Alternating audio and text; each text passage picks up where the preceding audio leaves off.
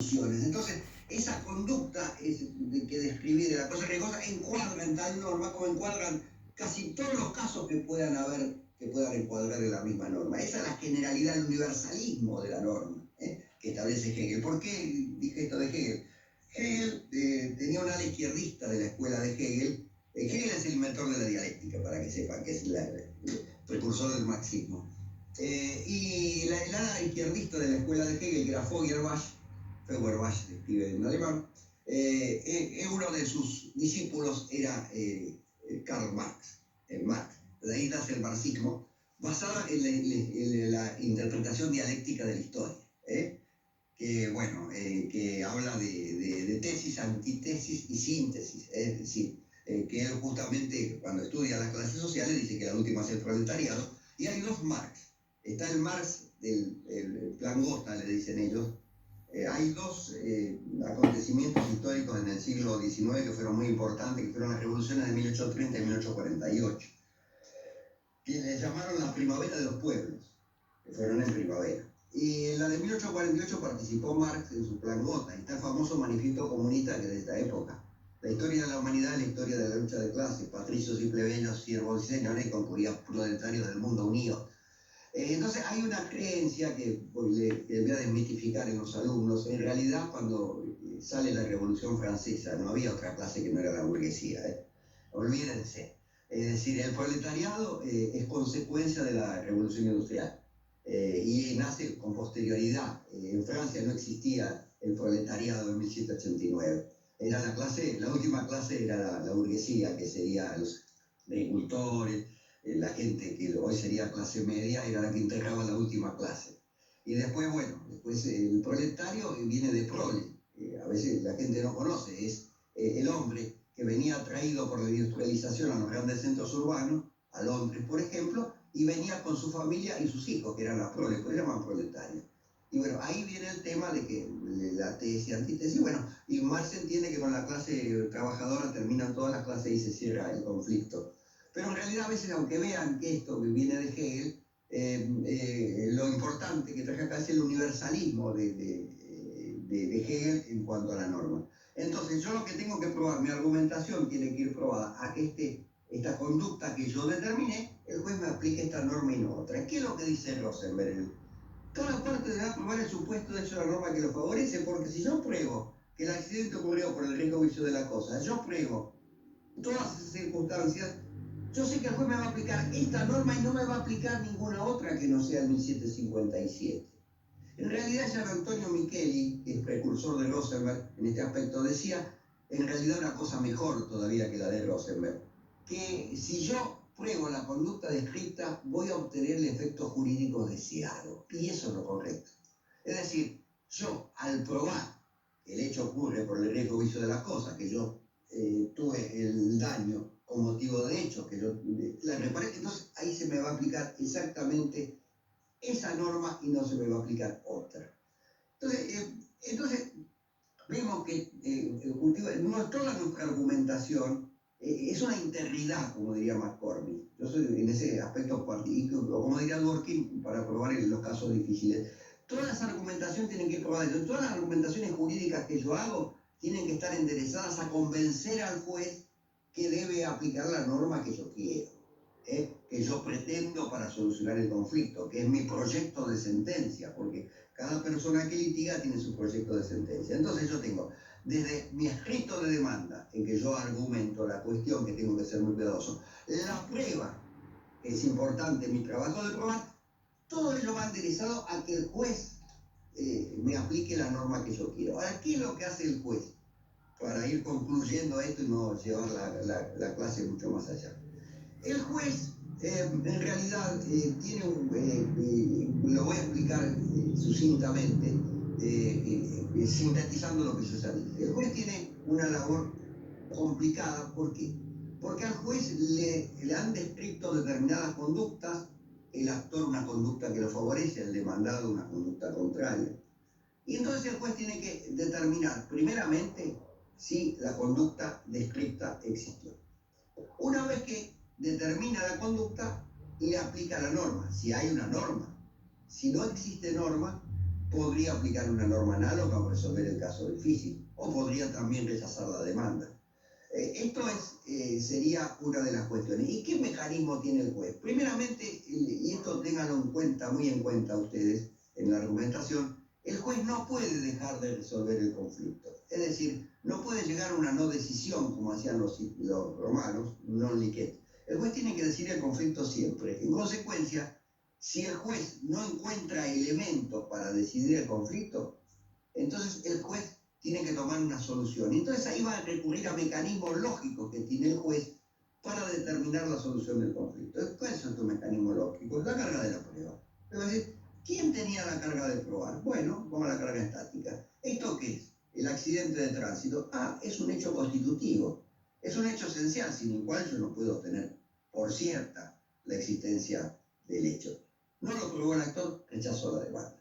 Es un mecanismo lógico que tiene el juez para rechazar la demanda. Ahora, había un autor, el doctor Molina Portela, que fue titular mío, que decía, y siempre lo repetía, no era muy afecto a escribir, pero la verdad que era una mente privilegiada.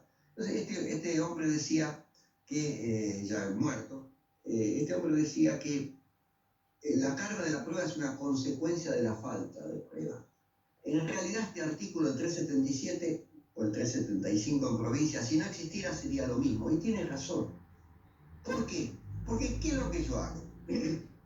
Si yo demando por un accidente y encuentro como juez que no está aprobado el accidente, no necesito el 377 para darme cuenta, no se aprobó el accidente, debo rechazar la demanda. Es una teoría empírica de la carga de la prueba, en realidad está la de Chiovenda. Y bueno, este es el concepto básico, es decir, yo no encontré por probado esto, lo voy a tener por cierto la existencia del accidente. Entonces, esto es un concepto básico del juez que es una consecuencia de la falta de prueba. Entonces el juez tiene el mecanismo de la carga de la prueba. También tiene el mecanismo de las presunciones. El juez puede componer prueba. El 163, inciso quinto, segundo párrafo. Cuando el juez puede partir de hechos, de presunciones que cuando son números, precisión, gravedad y concordancia, le van a tener juez, por cierto, que el hecho existió. Yo encuentro un puñal con las huellas del marido. Encuentro sangre en la camisa del marido, es un hecho que me pasó a mí cuando resolví un tema penal. Encuentro que un testigo, que sea un menor de 12 años, dice, no, lo vi entrar a las 4 de la tarde.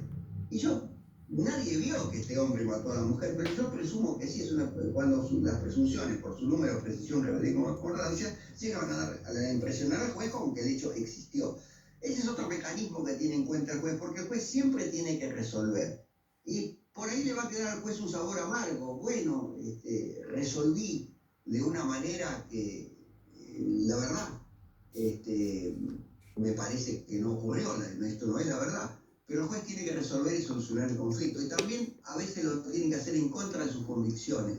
Esta es una teoría que viene de la apreciación de la prueba. Si estuviéramos en el derecho, en la apreciación de la prueba de la Revolución Francesa, tal vez el juez no estaría vinculado por la prueba y podría resolver de acuerdo a su íntima convicción. Pero nosotros tenemos un límite a nuestra apreciación en conciencia o a la sana crítica. El límite es la lógica. Nos podemos apartar de algo, pero con lógica.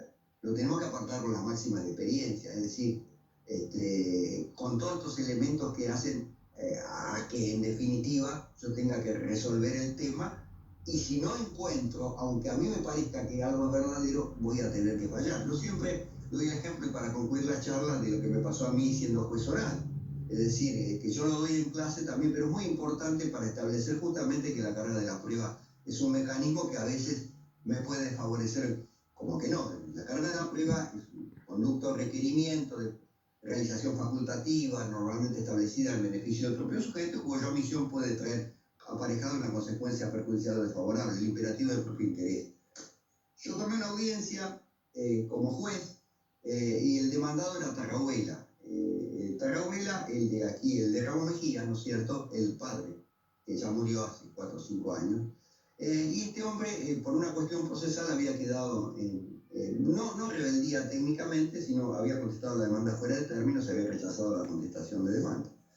Bueno, pero como en laboral, en provincia, es lo mismo que civil y comercial, la incontestación a la demanda no hace que ya el juicio esté ganado o perdido, defensa de capital. Entonces, el ordenamiento laboral de nación, que pocos saben, la ley 18345, la incontestación a la demanda, la confesión ficta y la rebeldía invierten la carga de la prueba. Entonces, si el demandado no prueba, está en el horno, ya perdió el juicio.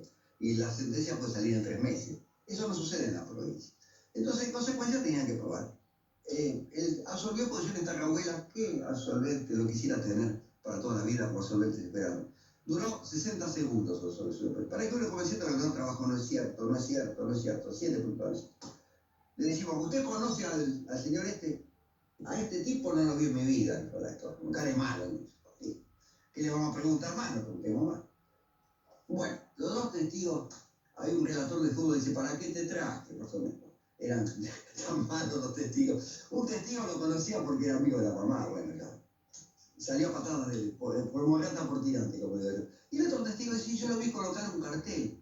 Ah, lo vio colocar un cartel, sí, sí, sí. ¿Y para quién trabajaba? No sé. ¿Quién le daba las órdenes? No tengo idea. ¿Quién le pagaba el sueldo? Ni idea. Dígame una cosa, ¿conoce a este señor que era Tarrahuela? No, nunca lo vi. Bueno, en definitiva, ¿qué nos quedaba? Como jueces para resolver el conflicto, rechazar la demanda. No estaba aprobada la relación laboral. Pero nos quedó la duda. Porque en esa época no se mentía. Estamos hablando de 35, 40 años atrás, no se mentía. No se mentía de la forma que se miente ahora, no se mentía para nada, de este tipo de trabajo. Entonces, como cuando no se contestaba la demanda en términos, se guardaba la contestación en un sobre, se lo dejaba en la caja fuerte, que nosotros era un armario de mierda cuando teníamos caja fuerte. Vamos al armario, sacamos el sobre, aplicamos vapor, ¿no? Como hacía mi abuelita, sacamos la contestación de Malapara. La contestación no era fuera del término, pero decía que el actor hacía changas y hasta traía 3 recibos con el pago de las changas. ¿Esto qué quiere decir esto? Que si el hombre hubiera contestado a la demanda, el actor ganaba el juicio al galope, porque en derecho laboral no hay changa. En consecuencia salía por todo, por el juramento del actor, por todo. Entonces, ¿cuál es la moraleja? Que Tarrahuela se salvó porque no usó el abogado, realmente, y porque no cumplió la carga. Este es el concepto. Por eso a veces hay que ser parco, como se siempre digo, elaborar a veces también, cuando uno hace la argumentación, darse cuenta que a veces es mejor desconocer la relación laboral que otra cosa. Para concluir, para que a usted tampoco le quede un sabor amargo, un gusto complicado por esto, es muy importante la argumentación jurídica. Primero, saber qué es lo que queremos, el objeto de lo que vamos a probar. Cuando nosotros hacemos una demanda, vamos a ganar. Es como el equipo de fútbol que sale a ganar, no vamos a perder, lo podemos perder, obviamente. Pero nuestro objetivo es ganar. Entonces tenemos que, primero, no vamos a poner hechos que no vamos a poder probar nunca. Eso jamás.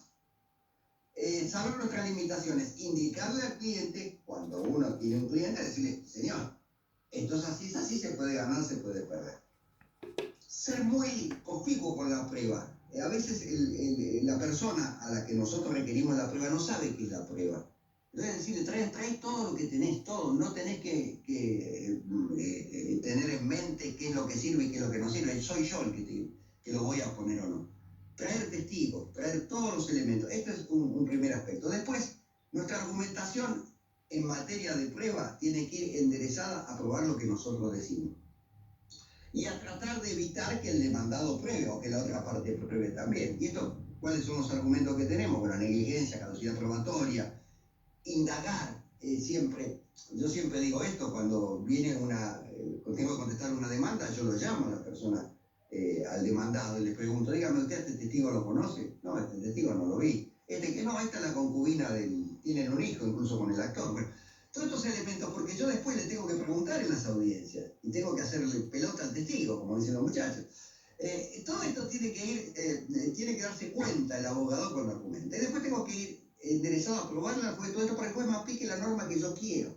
Este es uno de los elementos básicos de la argumentación jurídica que tienen que tener en cuenta.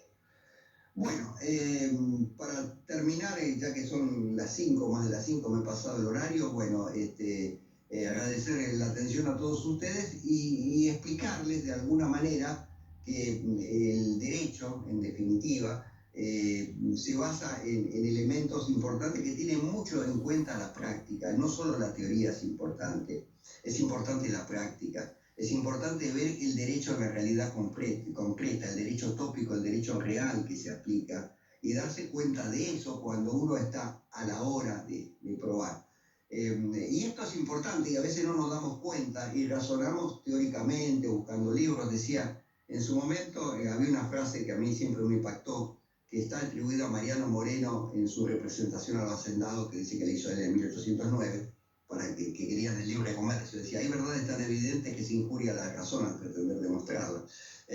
¿Qué quiero decir con esto? Que la verdad es la práctica, el objeto, todo esto, la realidad concreta que nosotros tenemos que tener en cuenta a la hora de argumentar y a la hora de tratar de conseguir que la sentencia nos favorezca como abogados, aunque no lo consigamos. ¿Por qué? Porque uno no va a ganar todos los pleitos, esto es palo de entrada. Y como juez nunca va a decidir todo correctamente. Siempre va a haber algo que va a decidir por una cuestión formal, y por ahí no es lo justo. La justicia en realidad como valor inmanente existe, pero como valor concreto y real, pocas veces en la práctica la justicia puede conseguirse totalmente. Y como final puedo repetir la famosa frase de las 3 conceptos fundamentales de un piano: vivir honestamente, no dañar a otro y dar a cada uno lo que es suyo. Bueno, nada más.